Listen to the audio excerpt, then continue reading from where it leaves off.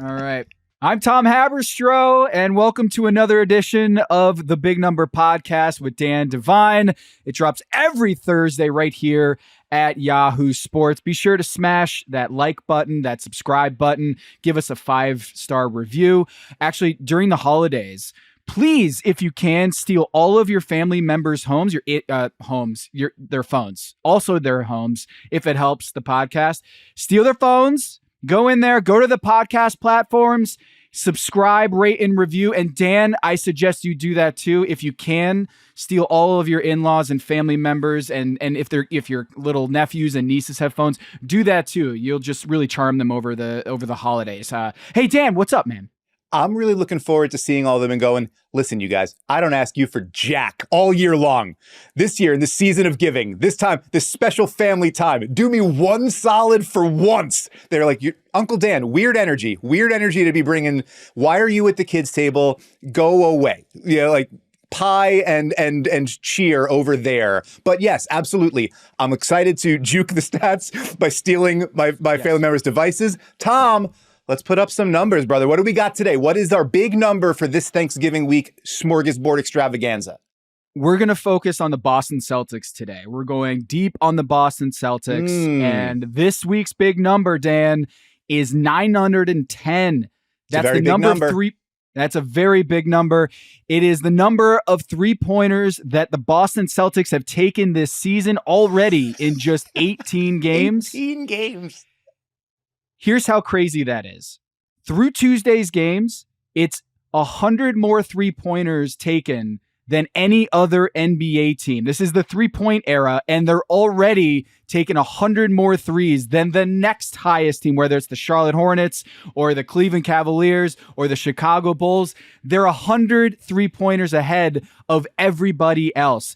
They're averaging 50.6 three-point attempts per game, and they have taken at least 40 attempts in every single game of the season, which means they have a running 18-game streak of shooting at least 40 three-point attempts. And I'm going to put that in perspective. The Raptors, the Nuggets, the Pelicans are on an 18-game streak right now of not shooting 40 three-pointers in a game. So the Celtics, the bare minimum is higher than the maximum of several NBA teams this season. And it's not just this season. You go back, let's dial it back. Let's go back like Jack and Kate in Lost. Let's go back to 1992, okay? The Chicago Bulls, they beat the Portland Trail Blazers in the NBA Finals. The MJ Shrug game where he hits six three-pointers in that game, which seemed like a lot back then. Beside the point, what I want to tell you is that in just 18 games this season, the Boston Celtics have already taken more three-pointers than that Chicago Bulls team did in the full entire 82-game season. Man. And that's still true if you double the Chicago Bulls three-point attempts.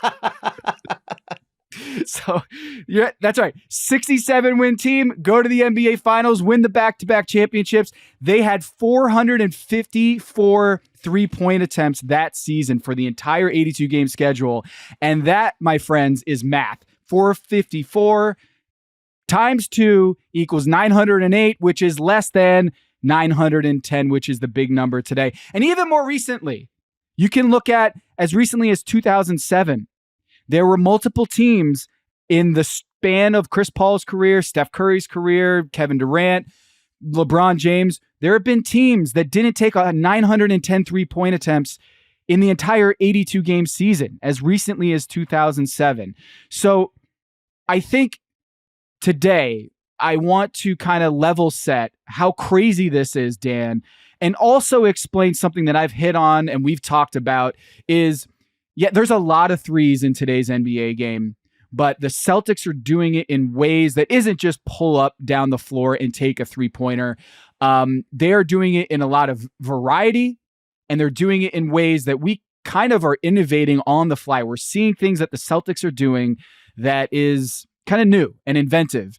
And I want to talk deep about the Boston Celtics three-point barrage and mostly just do a lot of this. Like, oh my God, like, are you serious how many three-pointers are taken? And of course, they're winning a lot of these games. But Dan, I want to ask you, is this a team that has solved basketball because they're coming off a championship? They took 42 3-pointers last season, which was the most for any champion in NBA history. Not the Warriors teams, it's the Boston Celtics that set the table or set the record for most 3-point attempts per game for a team that won the championship. That was 42. Now they're at 50. And they're winning a ton of games playing this way with the 5-out system with Kristaps Porzingis back. Did they solve basketball, Dan?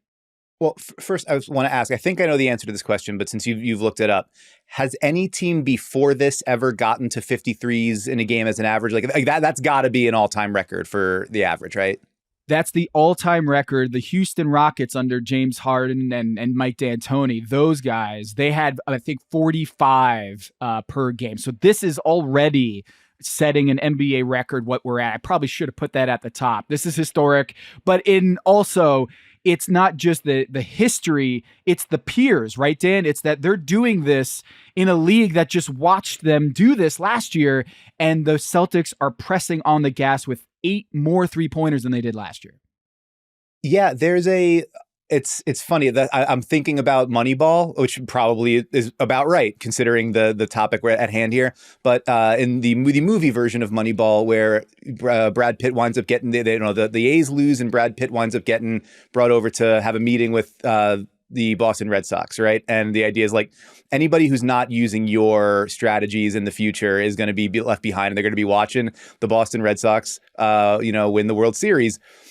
Just kind of move that over to a different sport in the same city and the same idea. Like the thought process behind everything that Daryl Morey and Mike D'Antoni and James Harden wanted to do in Houston and the basketball laboratory there, the Celtics have onboarded that and, ramped it up another level and been using that to, historic success.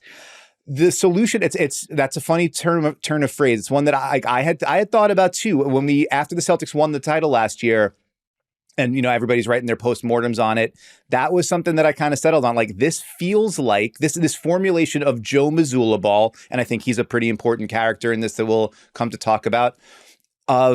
It's not just everybody's good at shooting. It's everybody's good at shooting. And everybody's a screener, and everybody's a passer, and everybody's a cutter, and multiple guys are post-up threats, and everybody can kind of do everything. There's like a positionless basketball, the dream of Free Darko, but maybe like a little more bloodless. It has been brought to bear here, where all of these roles are interchangeable, and there's a lot of foresight and strokes of luck and development that had to bring us to this point, but it's that's the way the offense can operate. And what makes it stand up is that the same is true on the other end, or maybe not always. You don't always love having Kristaps Porzingis switched out onto a player on the perimeter, right? Onto a guard. But generally, we can make you have to concede something without needing to concede anything ourselves because of the sort of amoeba-like qualities of the defense and the harmonic overlapping of skill sets on offense that. For the way the game is played now, where everyone is aware that 3 is more than 2, but how do you get them? How do you generate them? And how do you create them in ways that puts defenses constantly on the back foot, making them guard more space, and then not really giving that opponent any foothold into great offense on a consistent basis? No easy ways to attack for them. It does feel like a solution to modern basketball. And I think that that has had an emotional toll. It's taken an emotional toll on a lot of people where they look at it and say, but I don't want this to be solved. I don't want what I find beautiful about this is the struggle in the trying. And the Celtics oftentimes wind up looking like a frictionless machine.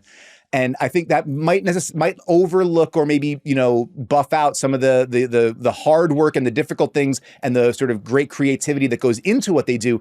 But yeah, it does feel like this is the apex of something.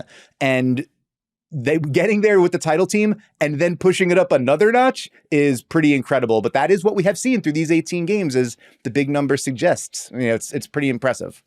Yeah, and let's be clear. They're not even number one in the standings in the Eastern Conference. Right. The 17-1 Cleveland Cavaliers, as we're recording this, only take 37 per game. as a team. So 13 fewer than what the Celtics are pushing out every single night. And they're pretty good. Their offense is pretty good, as we've seen so far this season. And also OKC, they're doing things a lot differently than the Boston Celtics. And with Chet Holmgren out, they've got Isaiah Hartenstein back, and it's a different look than what you're seeing with the Boston Celtics. But the idea of a 5-out system, Porzingis back, he immediately when he comes into that game on Monday night, he launches a logo 3, and you're just like, this is such an alien sport to what we grew up with, is that you got this dude, this unicorn, 7'3", and he bombs away in his first minute back. He is taking and launching a 30-foot 3. And, he looked a little shaky in the beginning, but he got better as the game went on. But I want people who are listening to this show right now to stop what you do. If you have League Pass, stop what you're doing, go back and watch Monday's second quarter against the Los Angeles Clippers on the NBC Sports broadcast, because Brad Stevens joined the broadcast for that second quarter. And it was amazing to listen to Brad, the architect of the team front office wise and the roster, but also an elite head coach at Butler and with the Boston Celtics, watching this beautiful offense unfurl and move around the floor. He was almost like he was narrating as the passes were happening and the actions were happening. And here's what happened in that second quarter.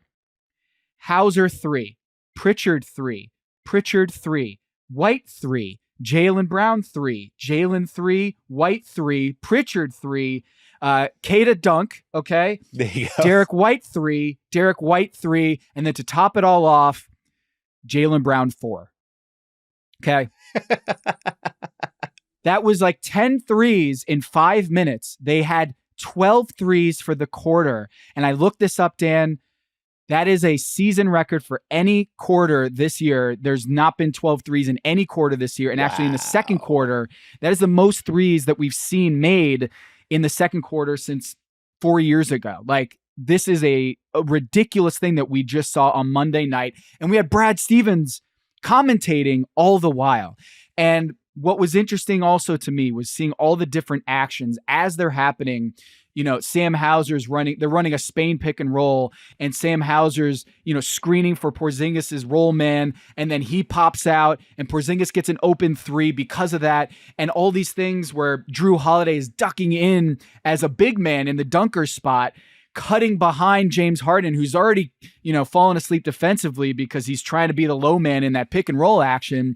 And Drew Holiday catches the pass, kicks out to Jaylen Brown in the corner for that 4-point play. And Brad Stevens is talking. He's like, they had to sink in because of Drew's basket cut, sink in to stop Drew Holiday. Drew Holiday noticed that, kicked out for Jaylen Brown. And then I think it was Chris Dunn who fouled Jaylen Brown on the 3-pointer that went in. And all these actions speak to the fact that there are so many different ways they're getting these threes. And I think Joe Mazzulla gets a lot of credit as the guy who said 2 years ago, when the Boston papers were saying there are too many threes, this was 2 years ago, he called out and said, like, look, I like threes. I love the spacing that we have. This is the way it's going to be going forward. And he's only taken it another level. So this Boston Celtics team with the way they shoot the rock from downtown, it's not going anywhere. And I think there's a lot of little tiny storylines that I want to get into here with the 3-point shooting. You've got some little numbers that you're going to bring to the table here. I still can't believe that. Chicago Bulls, you double the number of threes that they took in that 92 championship season, and we're already eclipsing that with the Boston Celtics. We're going to hit those numbers when we come back quickly after the break. All right, Dan, that was the big number at the top, but you got some other numbers that we need to get into. I think there's going to be 4 here in this upcoming segment. What's the first one you got for us? Well, first, we got to remind the people, Tom, why do we go with 3-pointers? Because there are no 4s. So that's why we go 4 little numbers here. First little number is plus 12.4%. That is the Celtics' advantage in what is defined as Morey ball rate, tracked by our friend Jared Dubin at Last Night in Basketball. Morey ball rate is basically the share of a team's shots that come from within 3 feet of the basket or beyond the 3-point line. You take that and then you subtract how often you give up those shots to your opponent. So basically, who's winning and who's losing the math battle on any given night. You mentioned Joe Mazzulla talking to the Boston press a couple of years ago about how much he loves math, how much he likes the space that it creates, and that advantage that you get. Brad Stevens also, in the way that he constructed this team, it's not just about the way you can create space on offense, it's about taking it away on defense, limiting the three-point shots, protecting the rim with Porzingis and Al Horford back there. And even the guards and the wings that protect the rim in Boston. The Celtics are third in the league in offensive Morey ball rate heading into Wednesday morning here, and they're first in defensive Morey ball rate. So they prevent shots at the rim and three-pointers at an elite level. You subtract what they give up from what they create, and you wind up with a 12.4% differential. That is the largest in the league by a lot. Number two, the Orlando Magic at plus 9.4. So 3 full percentage points in terms of difference. This is Joe Mazzulla saying this formula works. This system works. We're going to create more shots at the rim and more shots from three-point land. We're going to take them away on defense. It worked for us. We're just going to hit the gas and keep going even further. And again, you see the success that it leads to. Why not lean into it all the way?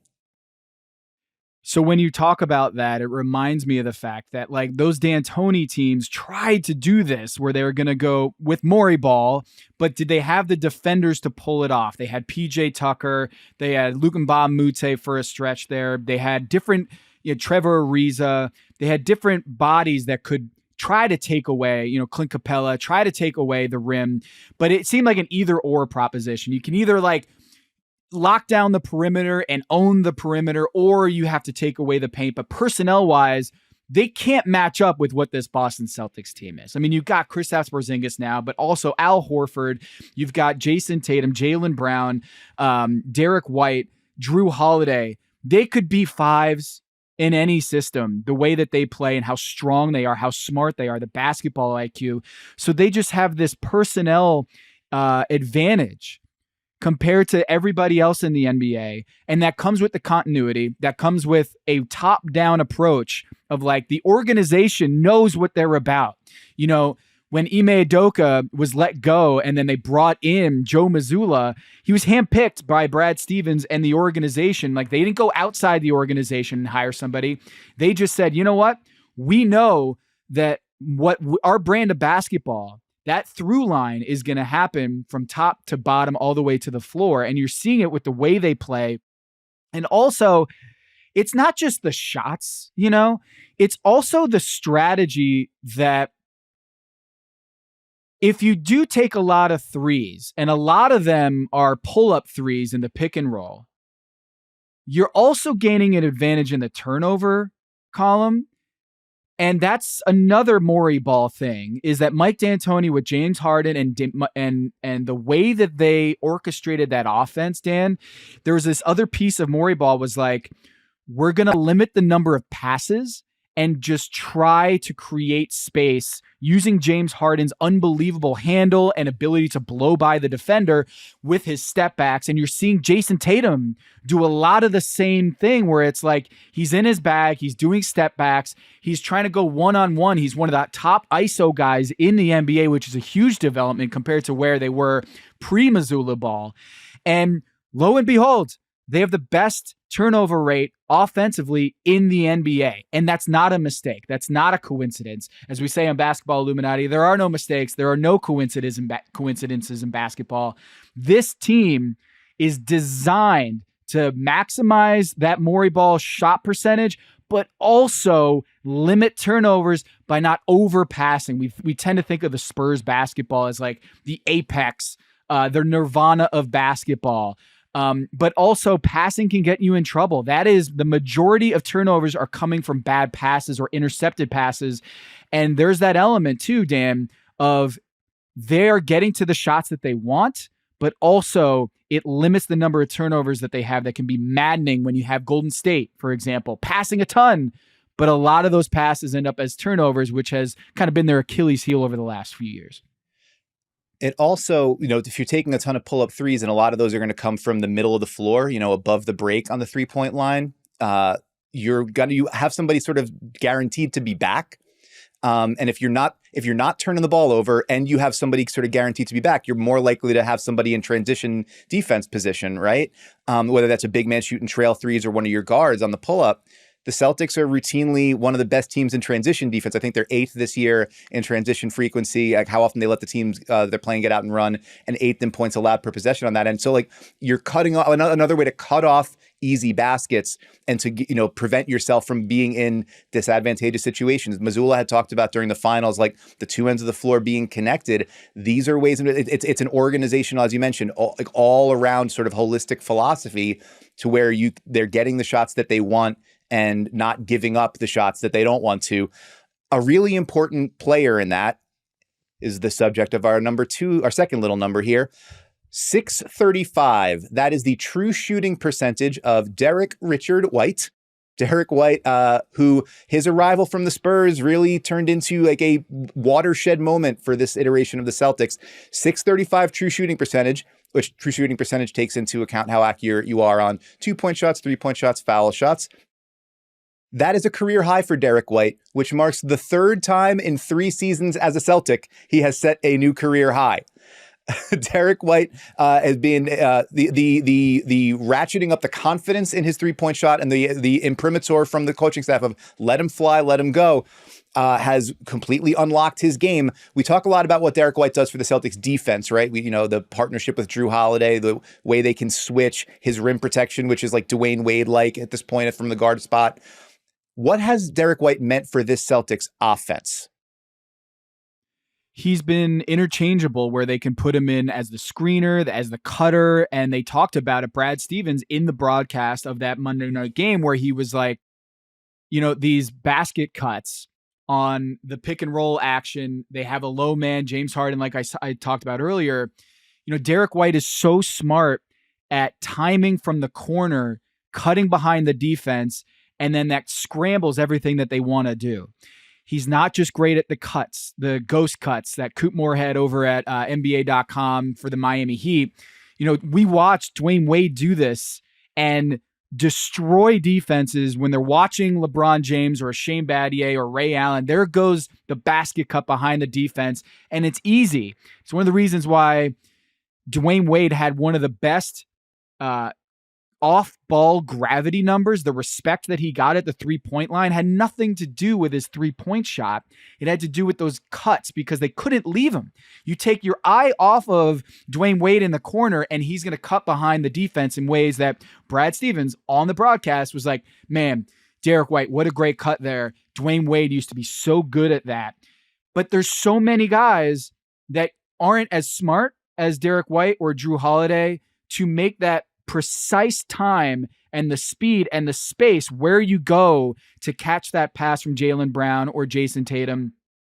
And it's that kind of versatility offensively that I think is really interesting about Derrick White, that he's added so many elements to his game where he's now shooting 42% from downtown. And, when he was with the Spurs, I don't think you could envision this version of a guy who is all-star caliber, both ends of the floor, and being a shot creator and a finisher in a dunker spot. Like, what? This is a totally new way of thinking. And I think it's the versatility that Derrick White offers Drew Holiday in the same way, where it's like, it is positionless. And it reminds me, to bring it back to those Miami Heat teams, when they spaced with Chris Bosh at the 5 and they won the 2012 NBA Finals, I remember Spo telling me that after that game that they won, after he won the NBA Finals, he goes to his phone and he says to Mike D'Antoni, he texts him, "Thank you, this one's for you." And I remember being like, that is so weird that like Eric Spoelstra would text Mike D'Antoni, but the point was Mike D'Antoni never won a championship, but the way that he spaced the floor and had those actions in the 7 seconds or less offense and the 5-out system or the high pick and roll system that they used to win that championship, you could space the floor as a jump shooting team and win a championship. And I think this Boston Celtics team, in many ways, are saying thank you every single night they play to Mike D'Antoni and the Morey ball stuff that they did, because I just don't see Derrick White being as effective as he is in other systems. But when you put him in this system that spaces and has these actions off the floor, Derrick White is an all-star in that.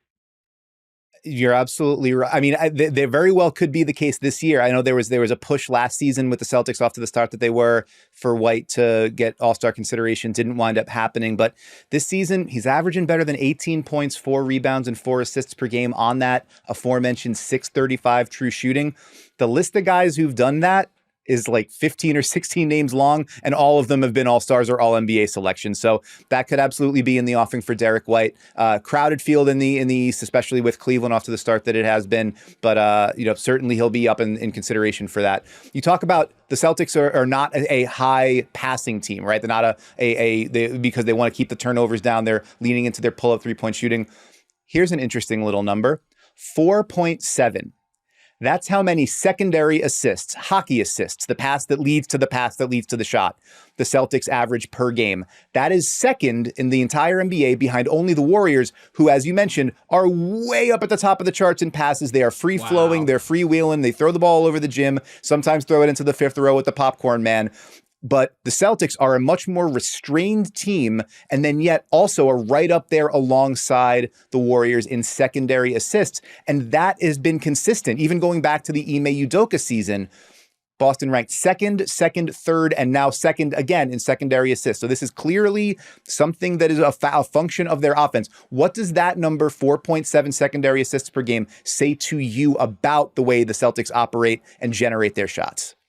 The swing. You drive into the paint, kick out, and swing. They do that about as well as any team, not just this year, but we've ever seen, is their ability to penetrate. And if they don't get a good look at the rim, they're going to kick out. And then as soon as you collapse onto that three-point shooter, swing it over to Drew Holiday, and he's going to hit the three. Or swing it over to Jaylen Brown, and he's going to hit the three. Or swing it over to Derrick White, Peyton Pritchard.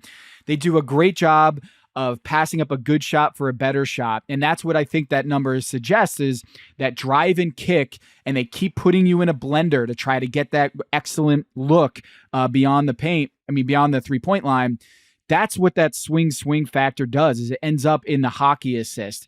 And, I'm guilty of it. I sometimes watch Jason Tatum dribble the air out of the ball, and I'm like, can we just get some more inventive offense? Can we get some more drive and kick, or at least get into the paint? They do that a bunch, but they also sometimes do dwell on these Jason Tatum pull-ups or ISOs, and they don't get the action that I would like to see. But they do it enough that they're second in the league in hockey assists. So you can't even say that they don't get into those actions where you get ball movement, because then they would be middle of the pack or bottom of the NBA if they didn't get to those actions enough. And Dan, real quick, I want to mention this stat because I think it's a both glass half full and glass half empty look at Jason Tatum.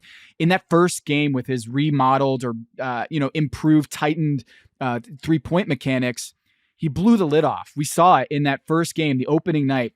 8 of 11 from downtown, but more importantly, 8 of 10 on pull-up threes off the dribble. 8 of 10. Since that, he shot 30% on pull-up threes this season. So I want to say that the improved mechanics have led to Jason Tatum being more effective on those catch and shoots with a quicker release, or on those pull-ups. Again, it's a lot easier to go up when you don't have that little dance he does to get that three-point shot up. But with that quickened mechanics, we are seeing kind of that efficiency fall off on those pull-up threes from Jason Tatum since that breakout game on opening night. But again, like what you say, even if he's taking that pull-up three and above the break, he's going to run back on transition defense and be that guy that's not going to allow them to get numbers going the other way. And they're a great offensive rebounding team on their three-pointers, and it limits their turnovers. If he's getting to a pull-up three-pointer, it's most likely he's not going to try to overpass and get up, a crazy swing or a skip pass. And he's going to finish a possession with a three-point look that, even if you're shooting 30%, that's still a 0.9 points per possession play rather than a turnover or a possible turnover. So, Dan, I like the hockey assist. It's an awesome representation of why they're not doing just one action every time. They are swinging, and that's really beautiful basketball. What else you got for me? Well, I want to ask you, can I cheat very quickly and give you a sub number here? Oh, yeah. Let's do it. Let's sub these numbers. Yeah. 151 is how many possessions the Celtics have finished out of post-ups this year, whether you include the pass that leads to the shot out of the post. And that, I think, speaks to what you're talking about. Like, yeah, it's not always the most inventive, the most creative, but they're finding ways to invert the offense a lot of times because they're realizing, Joe Mazzulla realizes, Jason Tatum can take smalls into the, we run our guard screen action or our wing screen actions, and we can get Tatum posted up on a point guard. Tatum's going to be able to put that guy, to take him to the woodshed down low. Jaylen Brown, really good at that, super strong, and has become a better, more fluid passer out of those situations, reads the floor, maps it better. Jrue Holiday is a bully on the block against opposing guards. So and obviously, so they're a fourth in the NBA in terms of how many possessions they finished out of post-ups. That's without Porzingis being healthy until just now. And he's obviously their big joker, their big ace in those situations to try to create mismatches for him in the post. So I expect that number is only going to go up. And so like the Nuggets, Bucks, and Lakers are the top three in post-up finishes, and they all have those big behemoths. The Celtics haven't, and they're still right there because they've realized this is a way we create the mismatch, we go to the block, we draw help, that opens up that pitch out and those swings to create those looks. So there's more than one way to skin a cat, and the Celtics have found a ton of them thus far this season. I'm going to go with the last of my four little numbers here, 8.33. That is how many points per 100 possessions above league average the Celtics offense has been thus far this season, according to pbpstats.com. We've talked about these numbers before, the relative offensive and defensive efficiency. We were talking about it with the Thunder in terms of like how much stingier they are than a league average defense and how historic that is. 8.33 relative offensive efficiency. That is the fourth biggest gap above league average offense in a single season of any team since 2000. So last quarter century, 8.33 top four number. And now here's the interesting subpart to this one. Two of the other three are also from this season. It's the Cavs at 10.06 and the Knicks, fresh off of absolutely hammering Denver on Monday, at plus 9.99. So the Celtics actually the third offense this season in that regard. So I'm asking, do you think that is a case of like imitation is the sincerest form of flattery? The way that the Cavs and Celtics and Knicks have had to look at the Celtics and say, like, if you can't beat them, join them? Or like, which of those numbers do you kind of buy as being the most steady holding up? What do you think that those things in terms of how far those teams are above the rest of the pack right now tells us about the way the ecosystems are working offensively these days?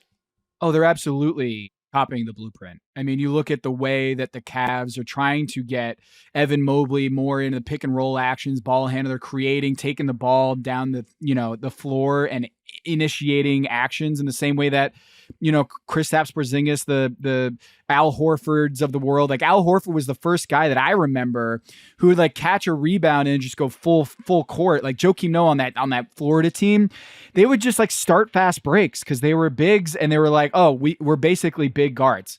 And the way that the Celtics do that, play with the 5-out system where they're totally fine with, actions initiating by Kristaps, and you saw that even in the first game back this year. I think they're copying the blueprint of having a really skilled five and trying to invert the offense and having those guys just be a little bit more dynamic and forcing really tough decisions for the defense. And I'll also throw this at you. I think that 8.33 is probably a little low. I think you're going to see the Celtics even get better from beyond the arc. And I know that's terrifying for the rest of the league. But last year, they were a much better three-point shooting than what we've seen so far this year. We're at 37.5% as a three-point shooting team. Like, I didn't say the big number was 43.8%, right? Like I said, it was 910, which is the attempts that they've taken. I could have easily mentioned the makes, but they haven't hit them at an extreme rate as much as their attempts are. And here are some of the numbers of the roster, what they're shooting at three-point land this season. You kind of look at it and you're like, wait a minute, they might be even better going forward. Jaylen Brown, 33% from downtown. Jrue Holiday, 34.8%. Porzingis, obviously his first game back, he didn't shoot very well from beyond the arc, even though he had the kind of three-point shot profile that you expected. He was 1 for 6 in that one. And then Sam Hauser, who just got the extension because he's one of the most prolific and most high-performing three-point shooter, stretchy guy in the league. He's at 34.9% this season. So what you're looking at is a team that, yeah, they've got another level to get to, and I think that 8.33 might actually look a little small compared to where they could get to in the future, especially now that Kristaps Porzingis is back on the floor. Yeah, and that's, I mean, you're right to note, like, that is a maybe a soft team-wide three-point shooting number. So what do you do when the accuracy isn't necessarily where you want it to be? You go to Costco and you buy in bulk, right? And so that's where we get to 910, this week's big number. Crazy. They have, listen to this. They've got 1, 2, 3, 4, 5, 6, 7, 8 players. Their top 8 guys are all taking 5 threes per game. That is insane. All 8 guys in their rotation are taking at least 5 threes per game. I mean, yeah, like, listen, this is you can like it or you can dislike it, and you can have aesthetic arguments against it. And I will hold space for all of those. But it's inarguable that it's working. You know, they have found an answer. And I think that, to me, in the broader context of like, where do we go from here? I am looking forward to whatever the defensive answer to this is. And maybe we get to a point where it isn't one and there needs to be a structural change. We talked last week about shot deserts and about the idea of potential changes to scoring or changes to lines on the floor, et cetera, et cetera.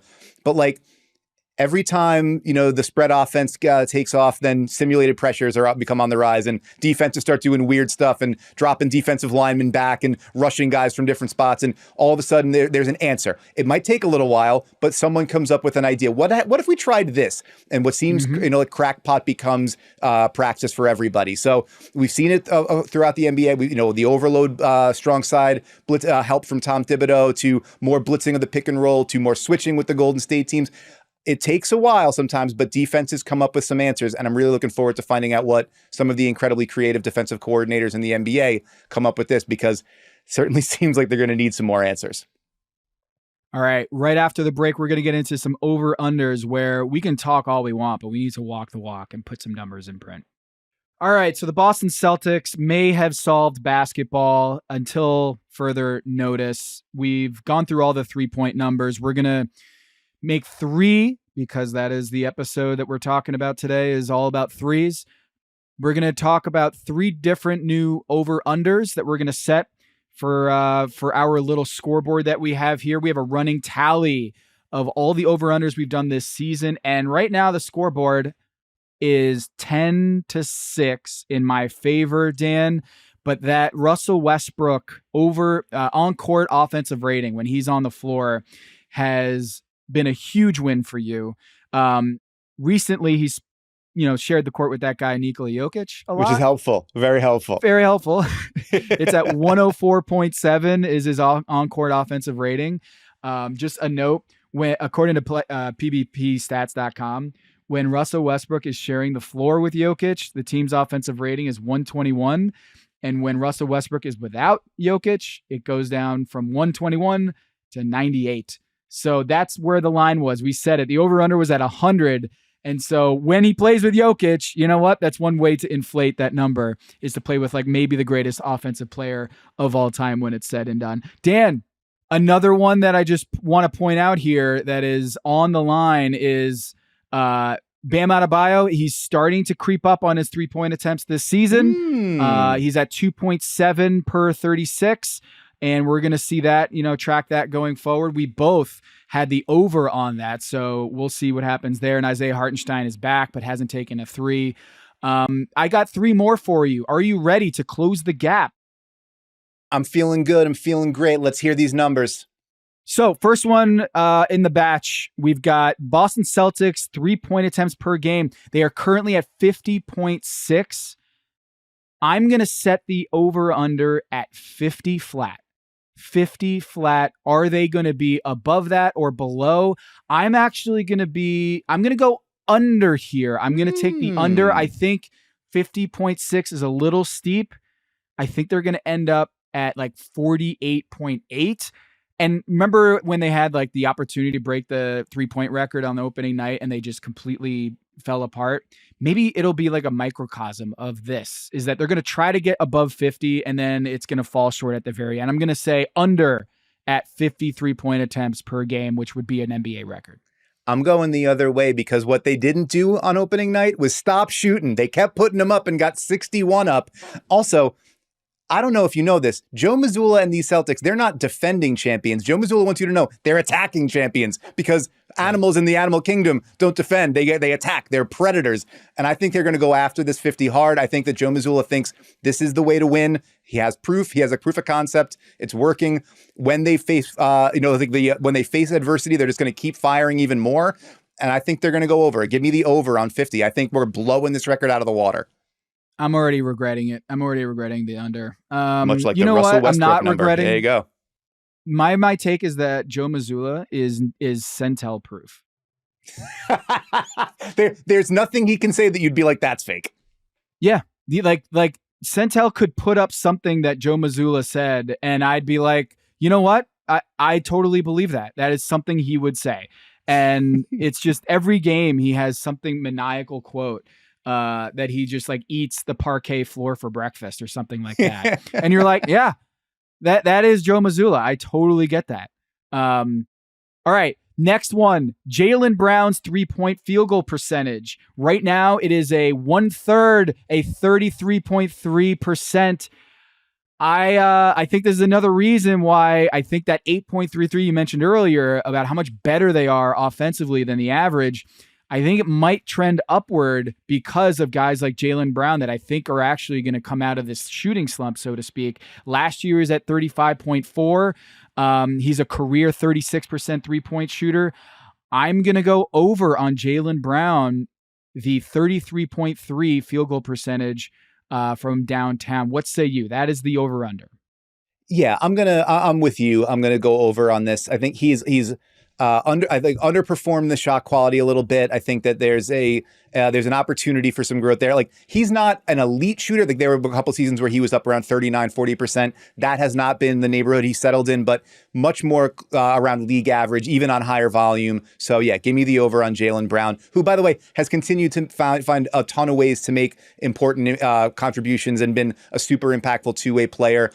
Even without the three falling at a high clip. And he's brought the seatbelt celebration to the Celtics, which I know other teams and other sports have been doing that, but it's a joy to me every time I see it. It's right up there with the crotch chop in terms of what I enjoy seeing from my celebrators most. So Jaylen Brown, all good things. I'm going to go over on it. D-Generation X? You were a fan of D-Generation X? Of course. I was an impressionable child in the Attitude Era. How could I have not been? Yeah, the Triple H era, China. What was that dude's name? I'm forgetting, with the long black hair. X-Pac. Yeah. Oh, of course. Yes. Sean Waldman, the 1, 2, 3 kid. We can do this all day, but Tom, we got time. We got to keep moving. Give me these numbers. Let's keep moving. All right, fine. Derrick White, true shooting percentage was one of your little big numbers there in the B block. 61.1 last season, 63.5 true shooting percentage this season. I'm going to set the over-under at 62. Over under 62, Derrick White's true shooting percentage by the end of the season. What say you? I'm going to go under, because if it just dips a little bit and gets to, his previous career high was 61.1, as you said, that's still super high given the volume of shots he's taking and the difficulty of the shots he's taking. So if he cools off a little bit from like 41.5% from three to 40, I think that drops me down into a neighborhood where I feel comfortable with this. So it would not surprise me if Derrick White again sets another career high with the way he's functioned in the Celtics offense, but 635 is running awful hot. So I say take a step back there. My apologies to Derrick White and to his father, who's a nice follower on Twitter and all these sorts of things, but we're going to say our apologies and still love your son. You are lighting the fire underneath his son. And I would say under as well. So he can direct that hate to me as well. I'm going to go under. I think part of the reason why I am taking the under on this one is just, I think they, like you said, the shot quality or the shot difficulty, I think will increase when the season drags on. I suspect that the Celtics are probably going to sit Jason Tatum or Jaylen Brown a little bit more as they get into the home stretch here. and you're going to see Derrick White have to take on more scoring responsibility. They've been pretty healthy this season outside of Kristaps Porzingis. Jaylen Brown has been out for a couple games, but Jason Tatum has played in every single game, one of 17 star players that have played every game this season, which is still a very small number. Maybe that'll be a big number later, the number of injuries among star players, but Jason Tatum so far has been remarkably healthy and played in every single game. So Derrick White, I think in the future will have to take on a little bit more of scoring, but dude, the guy has increased more scoring this season and his true shooting percentage has only gone up. So maybe I'm totally thinking backwards on this thing. Maybe it's a small sample size. I'm going to go under on Derrick White as well. So I'm going over Jaylen. I'm going under on the 53s, you're going over, and we're both going under on the Derrick White to motivate him to prove us wrong and to make his father happy. Dan, we've got Thanksgiving coming up. I wish you and yours a wonderful Thanksgiving, and don't forget to steal those phones, and don't forget to make sure that they subscribe to the Big Number. It might be awkward conversation if you're like, hey, Big Number, can I see your Big Number? Make sure you're subscribed on the Big Number. Thank you. That would be a little weird. Question. Can I give them back? Is it a borrow thing, or do I have to steal them? Do I have to actually steal all of their devices? Borrow them and make sure, and basically until that subscribe button has been hit, then you can give it back. Sorry. So it's more of a hostage situation. Yeah. All right. Okay. Well, that's good.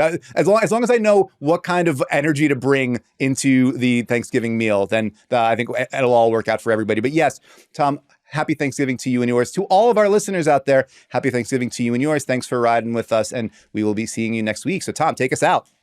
Yeah. We're talking double team, you and me, Dan. We're going to go out on this one. We had to talk about that Tenacious D real quick. That's going to do it for today. Thanks to producers Joe and Brett. Appreciate you guys for filling in this week on the holiday week and producing this episode. Appreciate everyone at Yahoo, the entire team that works hard behind the scenes on this podcast. Please subscribe again to the Big Number wherever you listen, and leave us a rate and review. We'll be back next week with another episode. Next week, Thursdays, every week. Until then, have a happy Thanksgiving.